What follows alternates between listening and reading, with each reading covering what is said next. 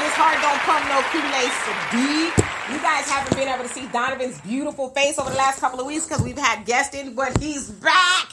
He's back. Never went anywhere. I just stay in the shadows. Right. That's what you say. We can still hear your mouth, though, so I don't know how much you're still in the shadows. So anyway, thank you to everybody who was on here, and also thank you to YouTube. If you haven't already, please like and subscribe to this channel for more insightful commentary. Also, thank you to everybody on all 65 podcasts. We thank you so much for listening.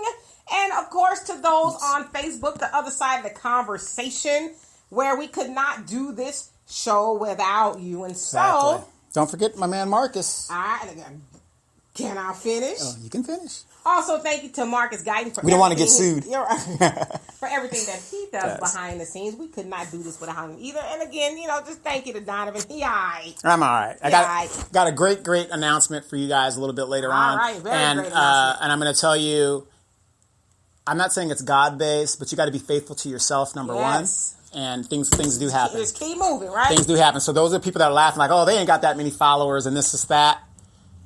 We're moving on up. Except for I Ain't Wheezy. Right. Okay. So anyway, that's the right sitcom. I don't watch you like that. So anyway, let's go ahead and get started. I don't want to waste your time. So, Mississippi, goddamn. I said it. Yes, I did. Goddamn. Okay. Now listen to this. Alabama's got me so upset. Tennessee made me lose my rest. And everybody knows about Mississippi. Goddamn.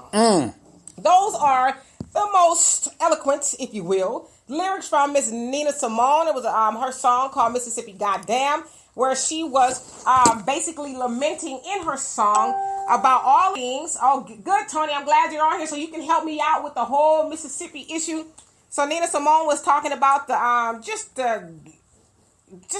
can't even find the word to describe the horrors and just everything bad that was going on in Mississippi. You guys know, and Tony could probably attest to this, that Mississippi is considered one of the most racist states in the nation. Yes, Mississippi is consistently almost last in every category. Everything, right? And so the reason I come before you today, I'm talking about Mississippi, is you guys have probably been following the news, and unfortunately it's not really on the news like that. It is a little bit, but not to the degree that it should be. So in the last couple of weeks, I would say, Mississippi has had an issue with their prison population, specifically one prison in mind called Parchment Detention Center, I guess it's called, where it has been discovered by inmates who had cell phones, and it's not a secret that inmates have got, they call it contraband, but cell phones into the prisons. How did they get that? Never mind. Come on now. You know them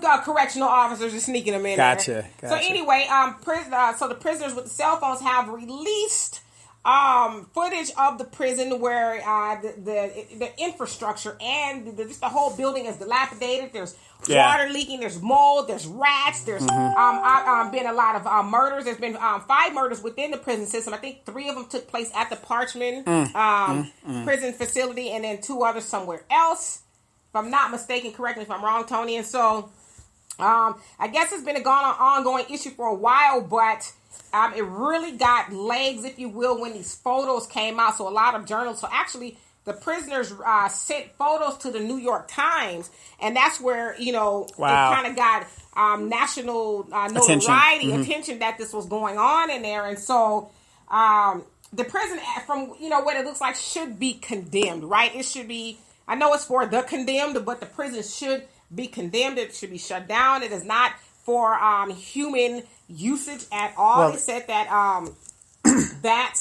I guess there in certain rooms, I guess, or certain parts of this certain facility, supposed to be like enough for like maybe 1,600 inmates, but it's way more than that in there. Said this facility, some of these quarters in there are busting at the seams with inmates. It's just overpopulated.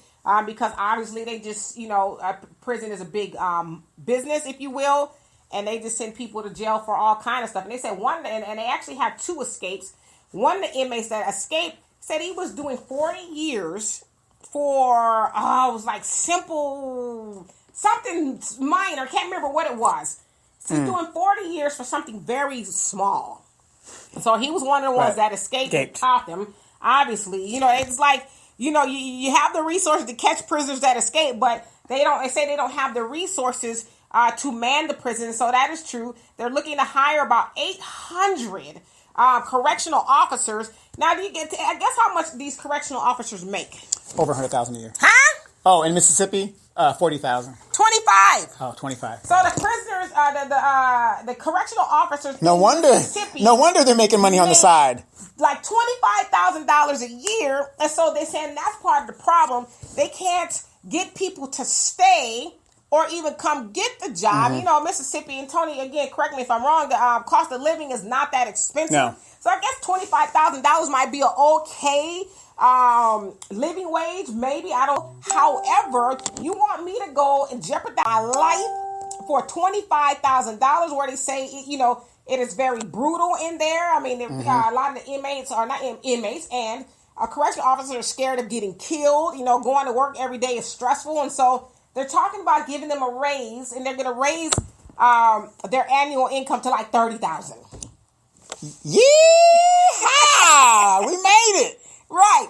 So they're talking about raising, and I'm going to get to you guys' comments. That is a damn shame. Raising their annual income to $30,000. So out here, how much correctional officers make? Well, like $70,000 or so? No. I think the base salary is like $55,000, but with overtime, they make on average $76,000. So even in California, they paying about double what they're paying in Mississippi. But my thing is, hell, crime is crime. Criminals are criminals. It's not to say that in Mississippi, the criminals aren't that violent. They're only $25,000 worth of violence, right? Right. So you'll be okay. And anybody who's ever known, because I applied to be a correctional officer years and years and years ago, and you are not armed.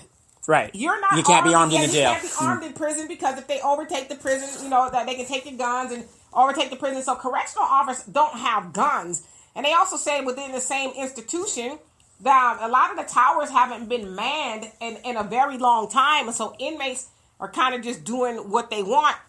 And I guess some inmate's mom, I can't think of her name, but her son called her, and told her, and she said inmates were just calling on these phones, talking to her. Get us out of here! Yeah, telling them what's going on. And she said her son was stabbed in the eye, and a lot of these prisoners haven't even gotten medical attention at all. Like that costs money. Right, but I mean, you got people with open wounds. That costs money.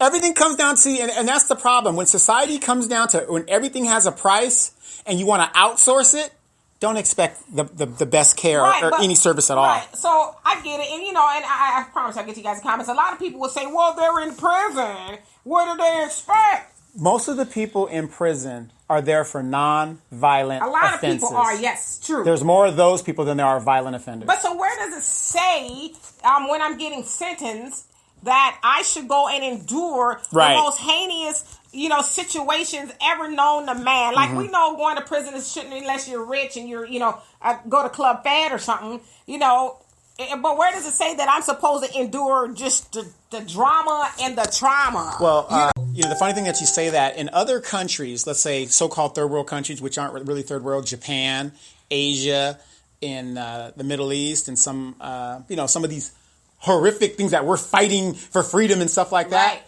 You go to their jails, it's up to your family to support you. Or look at what's going on in Mexico. You go down to those jails, you're on your own. The inmates police themselves. Right. Well, that's other countries. This is America. And again, I'm not, saying that prisoners should live in, the most fabulous environment. I mean, hell, whatever, But I'm not, they definitely shouldn't be going through what they're going through now. So, of course, they got a new governor. But the old governor was like, these inmates are sending out these photos and they're lying and they're making it worse than it seems. It's not. Isn't the governor there a female? No. Okay. It was a man, and it's a new man. Somebody Reeves. Okay, now. gotcha. Okay. But anyway, so now the new governor is like, well, we're going to fix it. This is not right. I have kids. I have a wife, and I wouldn't want them to, ever have to experience anything like that. And so they're humans.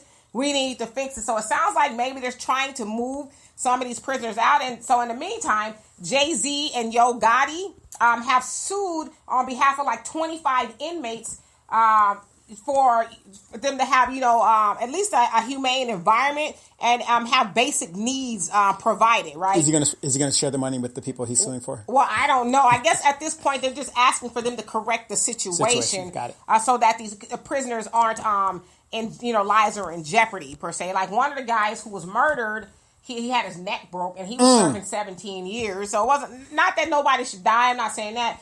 But it wasn't like he was serving a life sentence. Right. He was going to get out eventually. And he's, it sounds like and they are saying that the gangs are responsible for all of this, right? So the gangs might be responsible for the violence, but are they responsible for the dilapidation of the building and just people not giving a damn all the way around, right? And so let me get to you guys' comments because I want to talk about something else in regards to Mississippi that's really just pissed me off, all right? And so, Tony, you say, hey, sister, I'm from Mississippi. I know some people who spent time in Parchment. It's a mess, and so is the judicial system. Yes, that's what I was reading. I did a lot of reading about it today. You also say Mississippi is like going back in time in the Delta. Yes. I mean, it doesn't sound like it's changed I was born in a town called New Roads, Louisiana, which is near Baton Rouge. And that's what I tell people all the time. It's like stepping into the Twilight Zone.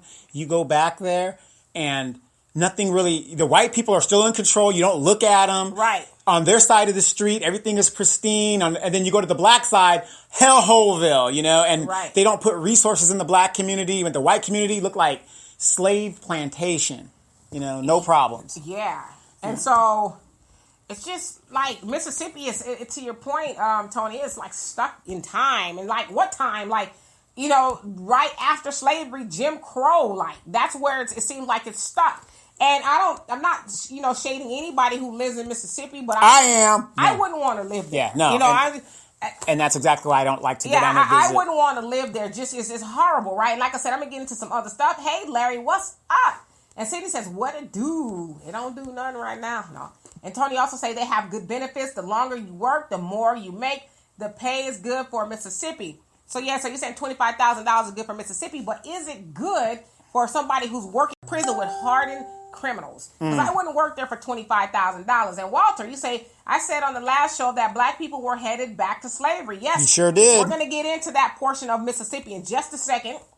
And Tony, you also say Mississippi don't have a lot of different places to send their prisoners. You do something, you go straight to the big house. Wow. And per my research, I would say that is true. And then what's happening, Charles? Says good afternoon, evening, D. Donovan. Hey. And Friday, peoples, what's happening? And Nathan, what's happening? He says, Walter Lee, aren't you black yourself? Yes, he is black himself. He says, I said on the last show, black people. Well, I mean, well, that's a accurate statement. From if you see what's going on, I mean, I mean, he didn't say he wasn't black. He just said black people. Right. Right. His opinion. I say black people all the time. Right. His opinion. Right. Yeah. I mean, so I don't think he was discounting himself as black. Trust me, he black. So anyway, and let's see. So yeah, I mean, so anyway, the prison population in Mississippi, black people, is 49%. Yes. Correct. 49%. And I think, in fact, they said 49% of prisoners in Parchment are black. And that's probably about right for everywhere. Black people predominantly make up the prison system, or disproportionately, absolutely. make up the prison system. And so that right there is problematic. And that also takes me to another portion. So as I was doing some research, or reading, if you will, for the show, I found an article of Mississippi has this where they to me it's called as the convict leasing program. Mm-hmm.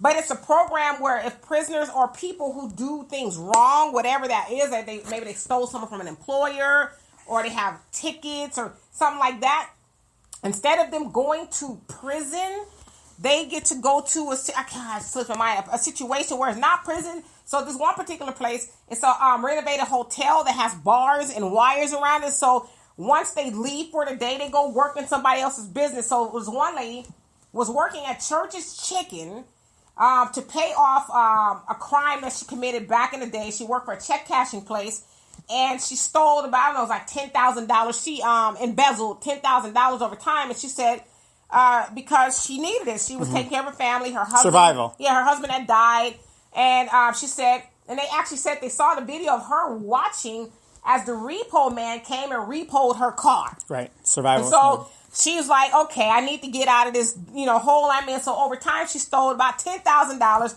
When the check cashing owner did the math and stuff, he was like, well, yo, this is the one that's doing it. So anyway, instead of her going to jail, she was given the opportunity to work this money off. Mm-hmm.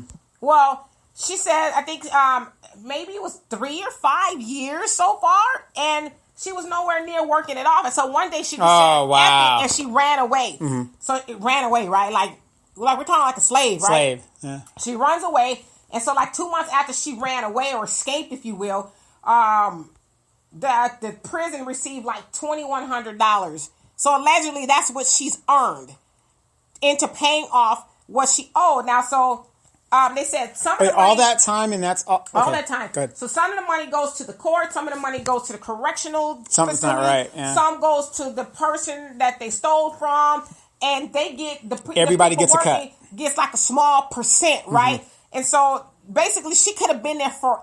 Mm-hmm. So anyway, they ended up catching her, if you will, and she ended up serving, I forget how much time, but she ended up serving her debt, but she still had to pay it ended up being $13,000. She still had to pay the $13,000 after she served the years after they caught her, in addition to the years that she served paying off this thing. So let me finish. If you guys aren't familiar with the convict leasing program, that was something that was created right after slavery, during the Jim Crow, like the height of Jim Crow, if you will. Sounder. Really to enslave black people again, because black people were free after slavery, obviously. And so white people, especially in the South, this is where it was big, they made these black codes, if you will, or these codes to where if you're two or more black people together, then you go to jail. Mm-hmm. Or if you're doing this and you're doing this stupid shit, you're looking at a white woman, you go to jail. You don't move over because a white woman's walking. Mm-hmm. You go to jail, and so sitting in the front of the bus. Right. So instead of you going to jail, they allowed these business owners, if you will, all over the place to lease you out. So you become property. Mm-hmm. They allow them to lease you out, and you get to work off the debt. But they outlawed it because they said that, and oftentimes the convict leasing program was more brutal than slavery. Imagine that. A lot of the sharecropping. Mm-hmm. Yes. So a lot of the black people who were leased out under the convict leasing program either died, were malnourished, just, suffered the most horrible conditions ever known to man. And so they outlawed it, but it's back. It is back to where they are completely leasing human beings out to work off debt, right? And they said a lot of times the people that they're working the debt off with rarely even get, anywhere close to what was done to them. So, I mean, it's just like, as I'm reading this, I'm like, are we paying attention up in this mother? Well, obviously not. Now, I want to make a comment in regards to this, and I'm going to break this down for you guys. One of the founding reasons this country was founded was for the fact of, pursuit of happiness and all that other bullshit that they keep telling us what we have and whatever. One of the main things was you cannot put a person in prison for debt. That was a founding principle of the Constitution, because what was happening in England. Well, you can put you in for, depending on what it is, but you're talking about like indentured servitude. Indentured servitude, but like in debt. Like when this country was founded, they said, you know what, you can owe billions of dollars, but they can't put you. We're not a debtor's nation. Okay. You can't do that. That goes against the Constitution, because in England that's what they were doing, making people indentured servants, right, and doing all this craziness. Donovan's cat. Yeah, they were doing all this. I'm like, you about to fall out the chair. They were doing this craziness and doing that. So they said in the Constitution, that's one thing that we're not going to do in this country. You cannot put somebody in jail because they owe money. If that was the case, think about this. How many people have student loan debt? Quite a few. Now, Donald Trump and all these rich people call themselves stable, unstable, whatever geniuses, because they run a company and run it into bankruptcy. Shouldn't he be locked up according to what we're talking about right now? Let me tell you something too. Yes, you're absolutely Exactly. right. But however, these laws weren't made for those. Right? people. No, we understand. That's what I'm saying. But yeah. that's what I'm saying. That's why those people don't go to jail, because Right. they could run a business and lose billions of dollars, and not once are they charged with a crime. Right. And so let me get to Tony's You got it. comment. He's saying the 80s and 90s, it's some good people there. They speak good morning and respectful. Very nice people. Nobody's saying people aren't nice in Mississippi. I know people who are from Mississippi. I just wouldn't want to live there. And I've been in California too long, so I might end up with something around my neck. And you are going to Houston. that ain't quite Mississippi. Yeah, but and you also say they have a lot of black towns and cities. The politicians aren't doing much but lining the pockets. I grew up in one of the first all-black cities. We say Mound Bayou, started by ex-slave as a safe haven from the racists. So how is that working out for you now in Mississippi? And are you familiar with the? I can't think of what it is. Where they? Like I said, I know it has a convict leasing program. But do they have something like that in your city? I mean, because when I read about that, I was like, these people, it's just to me, it's odd that you would think to lease out a human. That's slavery. Wait a minute. And I know to some cases they do it in prison where they, have prisoners do cheap labor. Yeah, that's why they have firefighters out here in California. Yeah, and then they, the phone companies, then Michael Bloomberg was having prisoners do, make calls and stuff for him or whatever. Phone banking and stuff like that. Go ahead. But I mean, hey, Shantae. I know it's like appalling that this is even, being done in the 21st century. But shouldn't the onus of what's going on be on us to be vigilant that this doesn't happen?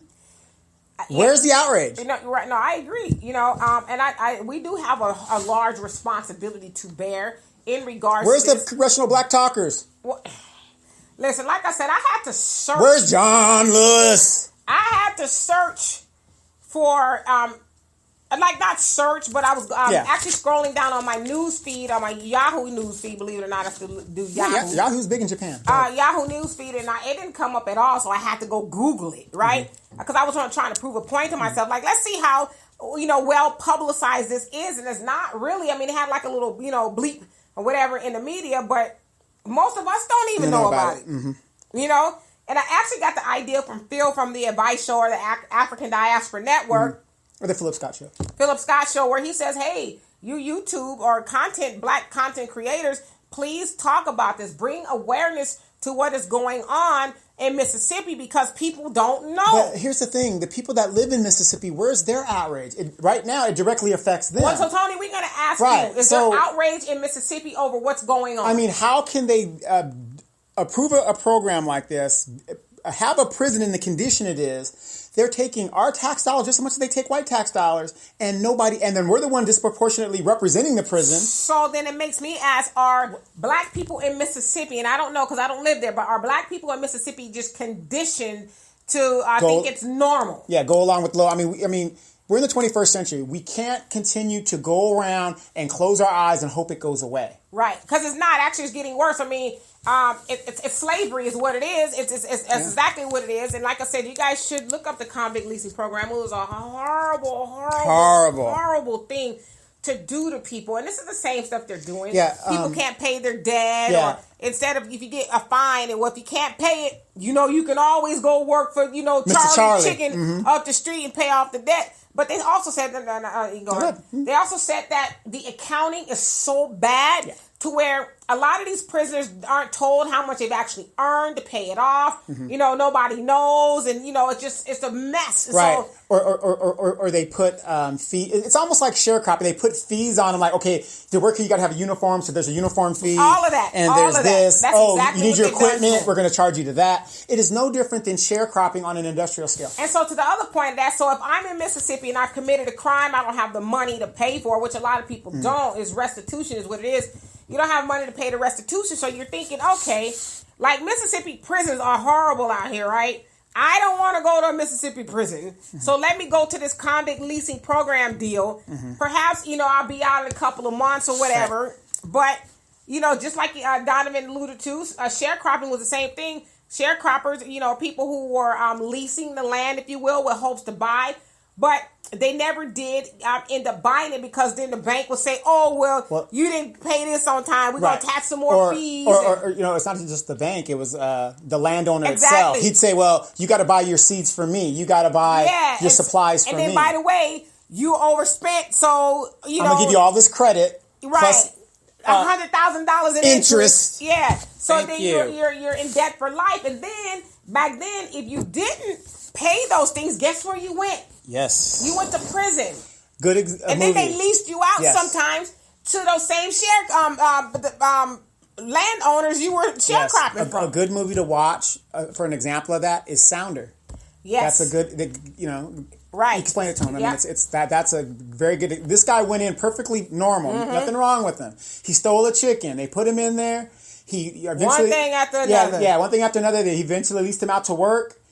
He goes to work with whoever he worked for. Remember, he damaged his arm. Yeah. He came back more damaged. Right. And he was in there for a couple of years. And so it's a loophole that these devils, I said it, devils do to people, especially black people. But like you said, it's everybody's fault. And so Kai, you say, and I hope I said that right. That's my cousin. Say, hey D, what's happening? What up, hey, girl? Cousin Don, thanks for highlighting this unfortunate topic. It'll never be heard on mainstream news. Shaking my head, no, it won't, because for one, as we know, we own less than 3% of the media, but the media we do have. All right, let me tell y'all a story. Let me get to your point. Your comment, Tony. I had a conversation with somebody who shall remain nameless. It wasn't you, because I throw you under the bus. I don't care. Shall remain nameless. They told me about some Tyler Perry show called Sisters, something like that, where some dude is in the bed with his woman, and then he asked the woman to use a dildo on him. And I said, excuse me, say what? What, huh? It's a Tyler Perry show, so I know that was very vulgar, but the point that I'm making is, so the entertainment outlets we do have, that's the kind of stuff we do with it. Yes. We want to keep you confused. Yeah, we don't highlight these type of things that are happening to our people, like Mississippi. Where black people are being done wrong in Mississippi, we're being done wrong everywhere. Like, we all should care. We all should be mad. Like, I don't know what I can do, but I would like to do something. And it sounds like, there's some people bringing awareness, but there's too many of us not to know what's going on in Mississippi with the prison and with people being leased out. Okay, here's my thing. And I'm just like you. I get up late at night, can't sleep, or early in the morning, and I start scrolling and look at the daily news. And when I'm on YouTube, I kind of look for shows from Mississippi. Yeah. I'm not saying that there aren't any shows that cover black shows, the new black media. That's what we are. But I have yet to find them. I can find them talking about R. Kelly. I can find them talking about Lizzo. I can find them talking about... But not the stuff that we really, really need to know. Yeah. Because if they got a convict leasing program in Mississippi, it ain't going to be long before it's everywhere. Yes. And because we are largely disproportionately jailed, even for stupid shit. Well, I want you guys to think about this. It's going to be us eventually. Yeah, how about this, D?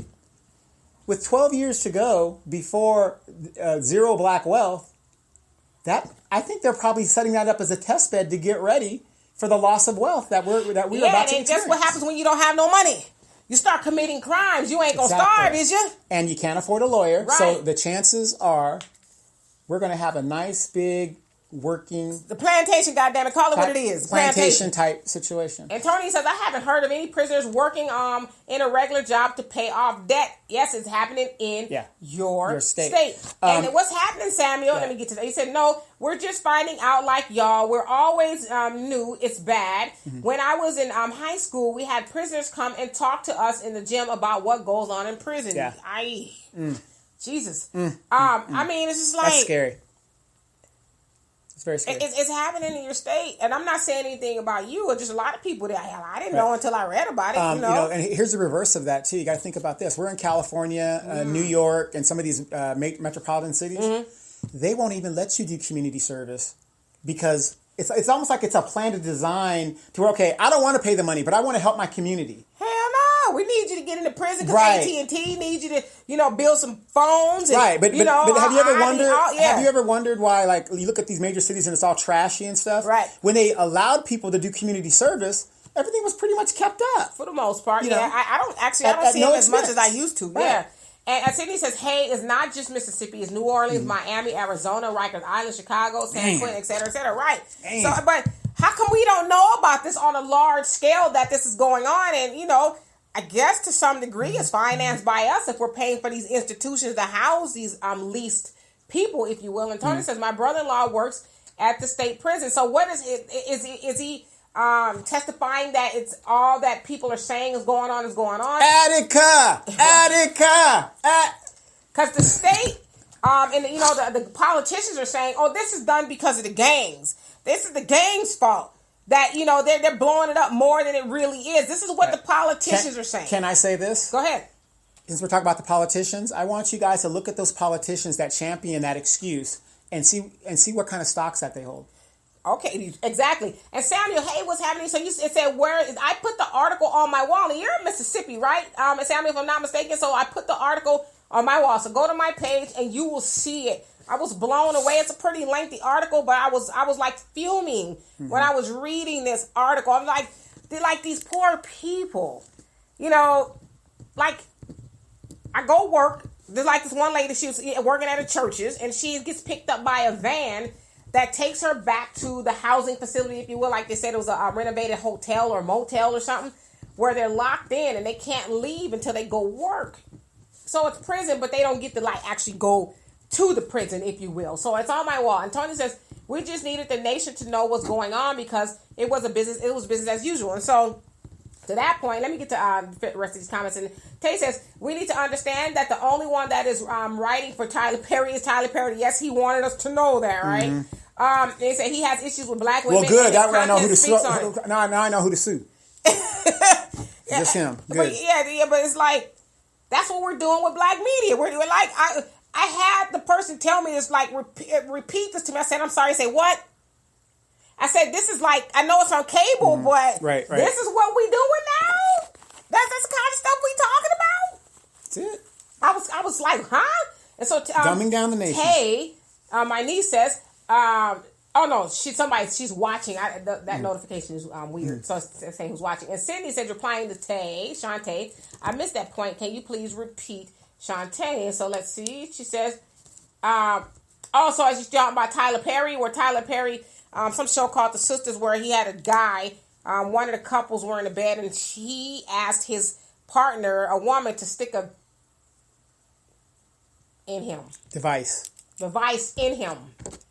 So that's what we're doing with black media. So, you know, and our kids might be watching that. Yeah, we're continuing to feminize black men by having him ask her to stick something. All right, so this wasn't on Pornhub, you know. This wasn't on no site like that. This was like on time. Like, really? Yeah. Okay. It is. Oh. I have no words right now. Okay. Yeah, I almost dropped the damn phone. And James says the wall is to keep you in. Yes. Donovan says that all the time. All the time. Not the immigrants out. Gotta be the goal. Yeah, and he says that all the time. What's happening, Kevin? He says, I finally have the ability to hear you guys. Hello to you. And Tay, you said the movie Life told you all that you needed to know about the prison system in the South. Yes, you're talking about the movie with was it Martin Lawrence and Eddie Murphy. Yeah. I didn't know whether to laugh or to cry at that movie, which is kind of weird. It was kind of both sides. Yeah, it was kind of both sides. You wanted to laugh, but it was so sad. Right. You know, because to your point, even though it was a comedy, you have these men in there, you know, for life. Wrongly in prison for stupid stuff, which is a a thing on us. There's a lot of us in jail for little or nothing, but the white guy gets probation. Right. A slap on the wrist. Right. And Samuel says Clyde Kennard was convicted for stealing chicken feed. He was the first black man to try to integrate a Mississippi Southern University, or now known as the University of Southern Mississippi. After we raised chaos while I was a student in the early 90s, they named the main administration building after him. And so it's like, golly.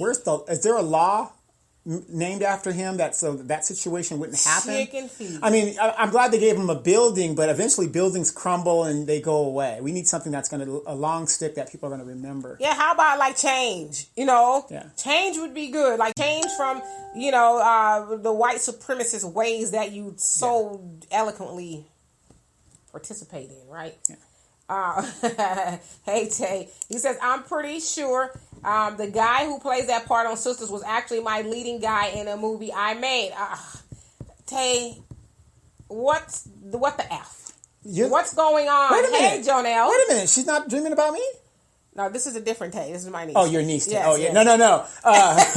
Chris, forget what I said. And hey, Jonelle. And Samuel says it's definitely not gang. Gang members were always in prison. Mm-hmm. It is the conditions they live under that they would condemn if a dog was living under those conditions, but not black men. Hey, Pamela. Yeah, absolutely. And to your point, hell, can you imagine if a kennel, what is it, the vet or the kennels where they keep animals was run like that? Right. Oh, man. Outrage. Oh, my God. It would go on one day. Exactly. One day, and they would shut it down, right? So we're not talking about animals, and I think most of us know that they made a law last year that it was a federal crime to harm animals, and I'm not saying it shouldn't be, but where's the lynching bill that they've been trying to get Can't for get it over passed. 200 years now? We can't seem to get it passed. And I get it that lynching is considered murder is capital one, but damn, I mean, what's the opposition to that? You don't want to put the extra charge on somebody lynching somebody?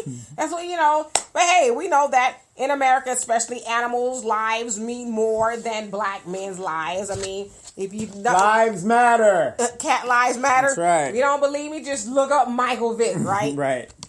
He's still going through hell. Mm-hmm. And Sammy says, did you see... Jackson's mayor clapped back at the governor and the national official that pushed their gang narratives is on my page. I think I read something about it where he was saying basically, and I'm paraphrasing, that's BS. We need to fix it regardless of what's going on. I don't think it's unreasonable that prisoners should expect not to be harmed by other inmates in prison. That's what you have guards for. But we know the issue is that they're understaffed. And the pay is not... Yeah, the pay is terrible, and that's why they're understaffed, because T'Challa. That's Thailand's woman. Because the pay is not the pay is not good. Right. So, so it's just like this vicious cycle, but at the same time, that's a prisoner's fault. I mean, it sounds like they have the money. Yeah, what I don't understand is if I'm reprimanded into custody, we're not asking for the Hilton, but we're asking for a humane society. And when I'm in, it's like Myrtrice Richardson. The mother left her there because it was safer to be there, and the mother could come get her in the morning than to release her late at night. Right, and then she ends up being murdered. Because they released by a police officer. Right. And Jonelle says, life is literally the black nation's lives under colonizers' conditions, regulated, manipulated on various allowances. Our establishment of our own black sovereignty is a must. Absolutely, and that was the point Donna was making. Some point in time, we got to take ownership of the things that are going on with us. As I told you guys on my page, rather, a couple days ago, I was at a city hall meeting. And the narrative that I walked away with is that black people and people of color are in there asking for stuff, and white people are asking to protect what they already have, right? And so I was like, at some point in time, we got to get to a point to where we stop showing, like we are due stuff. I'm not saying we're not old stuff, we are. But we need to get to a point where we move the ball past always being on the short end of the stick, if you will, right? We have to start doing for ourselves. Nobody, like, golly, they are leasing out. Now, yeah, they're leasing out other people too, but they're mostly leasing out black people. If that ain't the definition of slavery, well, slavery, hell, they didn't even pay us nothing for it. But if that ain't the definition of slavery to some degree, I don't know what is. Some of the black politicians in Mississippi, why aren't they speaking out on this? Why isn't the Black Congressional Congress speaking out on this? They probably will now because, I doubt it. They're as I say, the pants are pulled down in the middle of the street now, so now they got to address it. And, now they're mad at the inmates, and so they talk about, the inmates aren't supposed to have the phones. And they say they confiscate, like, thousands of cell phones a year. Mm-hmm. And, they said they even saw where some people used a drone to drop a cell phone right over the fence. And they use a potato gun to shoot the phones over. So they get them, obviously the inmates the correctional officers are bringing them in there. But so they're saying they're not supposed to have these phones. But at the same time, it's like, well, if they didn't have the phones, nobody would know what was going on. Well, I'm going to have to disagree with that. And I'm going to say this, too. Okay, if you go to these stores now, once again, corporations trying to save money. They don't want to mail you your bill because they got to put a stamp on it. They don't want to do that anymore. So now they don't want to give you a receipt anymore. Where the hell do you want your receipt? Yeah, where the hell are you going to go in America as a black man and expect to walk out of a store without a receipt? Yeah.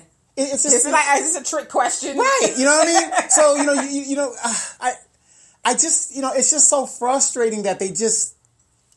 Hey, we got to be smarter than them. That's all. Not that we're not, but we really have to start paying attention and waking up because, honestly, it could be you, it could be me. I mean, it's just like right. I am thankful, though, that in California, and Tam, I'm going to get to your question, your comment. I am thankful that in California, even though it costs you 2 arms and Donovan's legs to live here, we do have a progressive governor, if you will, where, he put a moratorium on the death penalty. He says because we know predominantly as people of color who are dying, and a lot of those people are innocent. So not on my watch, as long as I'm governor, we're not going to be pulling the switch. He's also, did a lot of things recently to start to do something about the homelessness issue. Okay, I like the way he's addressing that, but let me say this in regards to the homeless issue. Please do your homework on these politicians. When this guy was mayor of San Francisco, the homeless issue doubled. And, I'm just saying that. I'm not saying it's his fault, but what I'm saying is if he would be more serious about the issue and come at it strategically, then let's show me some results. I agree. I just think the homeless, not that I'm trying to get off on the homeless issue, but I think that's so multifaceted, and I think everybody is to blame for the homeless issue. And that's why I say you got to attack it strategically. Right. And so Tay says, I knew someone who was a probation officer. He said he had a black parolee who stole something and got jail time. But at the same time, a white parolee got 6 months probation for molesting his own little sister. There you have the justice system. Where not only that, if you rape up and kill, and murder people or whatever, you can have your sentence suspended because if you're too rich, because jail would be too hard for you. Right, you kill a family of 4, done. Jail is too hard for you, and you just don't want you're too rich to realize what you're doing. We don't want to ruin their lives, so we're gonna. Right. You can rape black girls and just go. Yeah. Oh, I want to make a quick mention. Tay, I got a lot of messages. I say at least 6 since you did the show about the mental health issue in the podcast. Much and stuff. Needed. And a lot of people were like long overdue. Much needed. We need to talk about mental wellness in the black community often. And Jonelia says, right, Donovan, we must be responsible and accountable for our own. We must come out of the mind of beggars and get into the mind of builders and unify and get us some land and all that we call our own. Yes. Absolutely. And so, I mean, I guess at this point, like, when are we actually going to do that, though? You know what I mean? Because we can no longer say, because I hate. I'm going to start using the word more often because I don't care no more. Yeah. But I hate, especially like when I'm mentioning something on my page and I get 1 or 2 uppity Negroes. Well, get on there and talk about, well, I'm doing this and I'm doing that and I'm doing just fine. And I ain't talking to you then. Right. But my thing is, so yeah, you're doing great, but we talking about black people as a collective. The collective. Because your black ass ain't special to white people. Right. How many millionaire black athletes are there? Couple hundred.